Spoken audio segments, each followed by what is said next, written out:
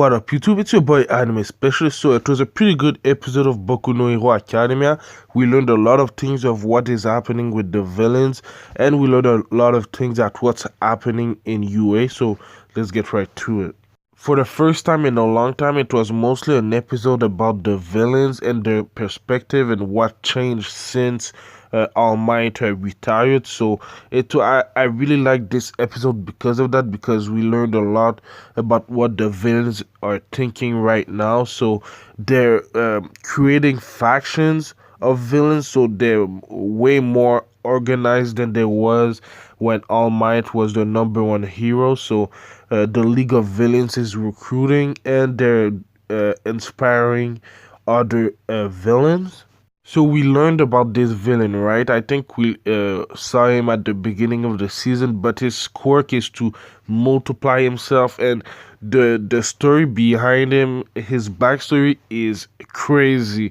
I wouldn't have imagined a backstory like this. So basically, when he multiplied himself, the other clones thought they were the real one, thought they should be the real person. So they kind of fought each other to death and let him he was still alive at the end, so he doesn't really know if he's the real one or not. So that kind of created a double personality inside of him. So that's kind of crazy. I would have thought of a backstory like that.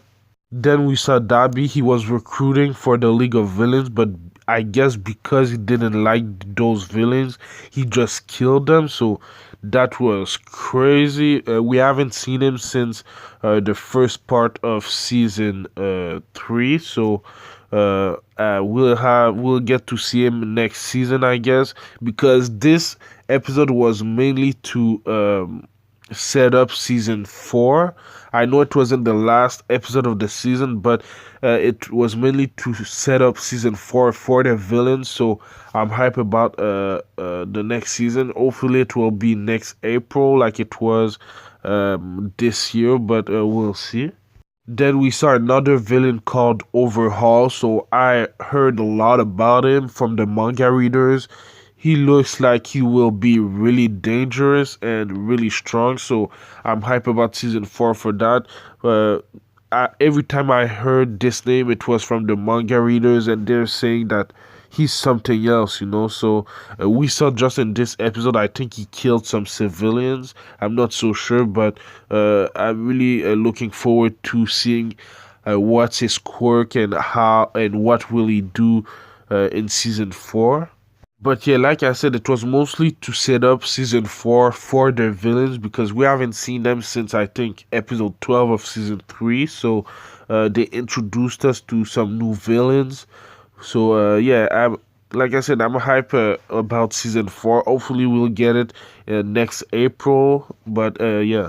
Now let's talk about the good stuff, man. So we went back to UA, and class 1B, actually every one of the students passed the hero exam. So for the first time, I think in the series, class 1A is not on top, they're second. So that's a little bit of a hit of in the pride of Todoroki. So that was kind of funny. But we saw this guy right here. He fought Midoriya in the sports festival in season 2, and his quirk was to brainwash. But because his quirk was to brainwash, he couldn't really apply to the hero course, because it's more of a physical exam than a mind IQ exam and everything. So he had to go to UA with another exam in another course, so that he could after that go to the hero course. So we see in this picture that he has bulked up a lot. So maybe we'll see him in the hero course next season. But I'm hype about him because we haven't seen him in a while, and I think he can be an important character.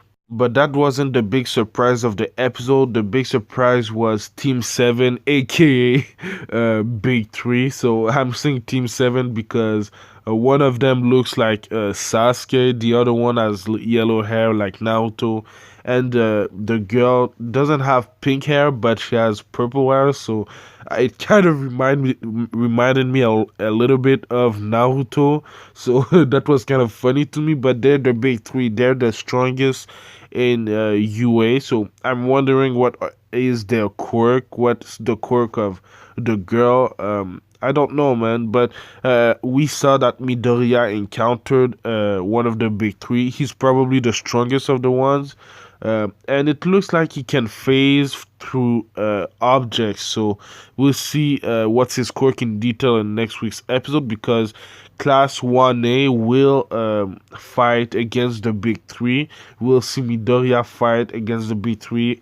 I really want to see if he'll fight alone or if he'll fight with, I don't know, Lida or other people. Maybe Bakugo will be there because his punishment is over.